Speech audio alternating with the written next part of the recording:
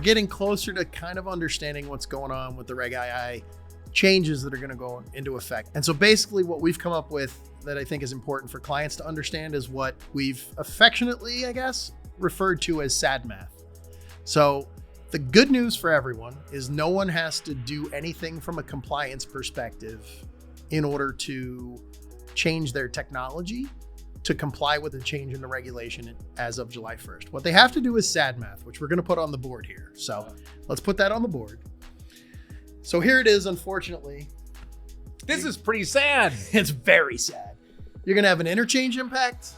You're going to have an impact to your fraud losses. You're going to have an impact to your branding agreement if you have one. The small silver lining around this hurricane of clouds is that the transaction costs will be a little bit less. So let's take a minute and go through each of these. So just as a reminder for folks who aren't familiar, the new Reg II is going to impact card not present transactions. So transactions that happen through your phone, through your digital experience, whether that's a computer or a phone, right? So things where you don't pull a card out at the point of sale. The interchange on those transactions could be significantly impacted for the financial institution because secondary networks, single message networks, so non-Visa MasterCard networks, will get more of that volume. And they generally give financial institutions about half the interchange that Visa and MasterCard do. So you've got a 50% impact on some percentage of your volume. So that's the first calculation you have to do. Okay, so this is already pretty sad. Already pretty sad.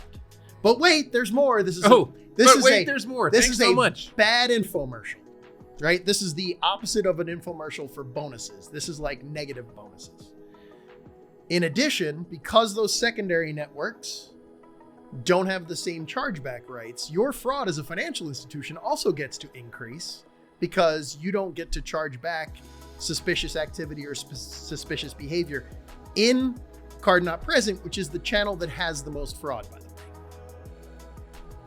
Keeps getting better. The hits keep coming. Is there? You said there's silver lining. Are we going to get there at any Not point? yet. Oh we got my! One more tidbit, one more piece of exciting information, which is if you have a brand agreement with Visa and MasterCard and have commitments around the amount of volume, the dollars, the interchange you're going to generate, and discounts, and maybe even marketing dollars that they give you to grow the program, those could all be impacted because you're doing less volume with them than you were originally committed to. So if you had a 10% growth plan in your branding agreement and you're at 6 or 7% because all this volume shifting, that could theoretically extend your agreement.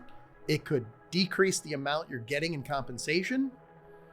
So time for a very small silver lining, which is transactions that historically go across Visa and MasterCard tend to be a little bit more expensive to process. So from a processing perspective, you pay a little bit more to Visa and MasterCard than you do to these secondary networks, your Stars, your Pulses, and things like that.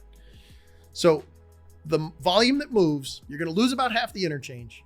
You're going to probably double your fraud losses, and you're probably going to have some sort of impact to your branding agreement, but you'll save somewhere between, I don't know, a penny or two on the actual transaction cost. So who do we send our holiday cards to thank for this type of...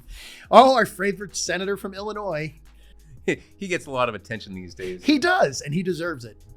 He is definitely getting a lump of coal from me this year, that's for sure. All right, so in recap, this is something that's going to hit next year?